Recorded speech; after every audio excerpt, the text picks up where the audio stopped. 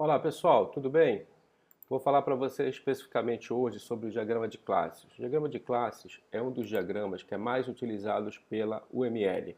Ele tem uma importância muito grande dentro do desenvolvimento de sistemas que são orientados a objetos. Tá? Basicamente, né, ele vai representar os teus tipos de dados, tá, através de classes. Tá? Então, classes é um tipo de dados dentro da orientação a objeto. Então, dentro dessas classes, nós teremos propriedades, características, funcionalidades e teremos relacionamentos. Tá? E o mapeamento para uma linguagem que seja orientada a objeto como Java é muito fácil. É muito fácil você sair de um diagrama de classes e você fazer o mapeamento para uma linguagem O. Tá? Então, olhando de uma forma mais distante o diagrama de classe, você tem aqui a representação dessas caixas, né, que são as classes, e essas linhas representando os relacionamentos, tá ok? Então as classes são representadas por caixas que contêm o nome, que é obrigatório, então no caso aqui eu tenho uma classe pedido, os atributos, né, que vem logo no compartimento seguinte, tá? Data, número e valor, e aqui eu tenho as operações, a lista de operações da minha classe, que serão os métodos da minha classe, ok? Então as classes são descritas via suas propriedades, via suas características, tá ok? Primitivas são representadas como atributos, né? Então veja aqui os atributos que nós temos nas classes, e compostas representadas como associações para outras classes. Então aqui eu tenho uma classe cliente e aqui eu tenho uma classe pedido. Então aqui eu tenho uma associação entre a classe cliente e a classe pedido. Tá? Quando transformados para código, as propriedades se tornam sempre campos de uma classe. Perfeito? Então, atributos, né? O nome do atributo corresponde ao nome que será utilizado no código-fonte. Então é importante, né, sempre você colocar um nome que você vai utilizar lá na frente, tá?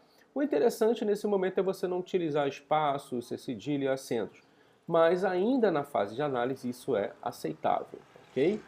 O tipo do atributo corresponde ao tipo que será utilizado no código-fonte, que podem ser tipos primitivos da linguagem, como inteiro, real, né, tipo de dado lógico, ou ainda pode ser classes de apoio da linguagem, como string, date, money, que são classes aqui, ok?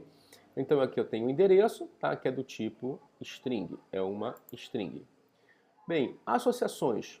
Guarda as mesmas informações dos atributos, utiliza uma notação gráfica também, deve ser utilizado para propriedades que são relevantes ao diagrama e determina o papel das classes na associação e determina o sentido da navegação. Então vejam aqui, por exemplo, que eu tenho uma classe cliente e uma classe pedido. Então aqui eu tenho, né, uma navegação da classe cliente para a classe pedido. E posso representar o papel, o empregado, vejam que eu tenho uma associação, né, onde eu tenho um empregado que ele pode ser gerente e ele pode ser um subordinado também. Então aqui eu estou representando o papel através dessa associação. As operações valem as mesmas regras já vistas para atributos. Normalmente o nome de uma operação é formado por um verbo, opcionalmente seguido de substantivo. E a ausência de um tipo de retorno indica que a operação não retorna nada, ou seja, é do tipo void, né? Então aqui eu tenho, né, uma operação, finaliza, e aqui eu tenho o tipo de retorno que é money. Aqui eu estou passando um tipo de dado, um parâmetro, né, data, tá? Data, data, que é do tipo date, tá ok? Então aqui nós temos uma representação de uma operação. Outros relacionamentos que são importantes também, né? Generalização, composição, agregação, dependência e classe de associação. Generalização visa estabelecer relações entre tipos. Leitura é um. Ser gerente é um funcionário. Então, gerente é um funcionário, é um tipo de funcionário. Todas as operações e propriedades, né, não privadas de funcionário vão estar disponíveis em gerente. Então, tudo que você tiver aqui em funcionário, você vai ter aqui também gerente as propriedades e operações não privadas, ok? Toda instância de gerente pode ser utilizada antes se espera instância de funcionários. E gera o efeito de herança e polimorfismo quando mapeado para código. Então, quando você tem esse relacionamento, né, de uma generalização funcionário é uma generalização de gerente, gerente é uma especialização de funcionário, então aqui também na orientação objeto vamos aplicar mecanismo de herança e mecanismo de polimorfismo. A agregação é uma associação com a semântica de contém, né, serve como uma relação todo-parte fraca. O todo existe sem as partes existem sem o todo. A parte pode ser agregada por vários todos. Então eu tenho aqui uma classe carro e uma classe pessoa, perfeito? Então a classe carro, né, nós temos um mecanismo de agregação, ok? Todo parte. Mas vejam que o carro existe sem as pessoas e as pessoas existem sem o carro. Por isso que nós dizemos que é uma relação todo parte fraca.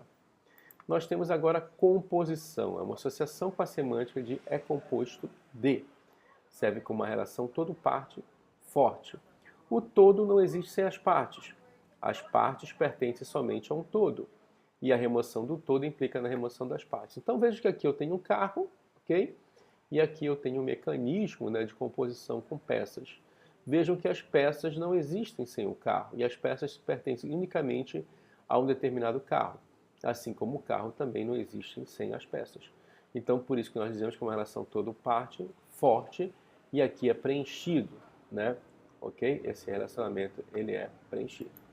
Perfeito, pessoal? Espero que tenham gostado. Obrigado e até a próxima.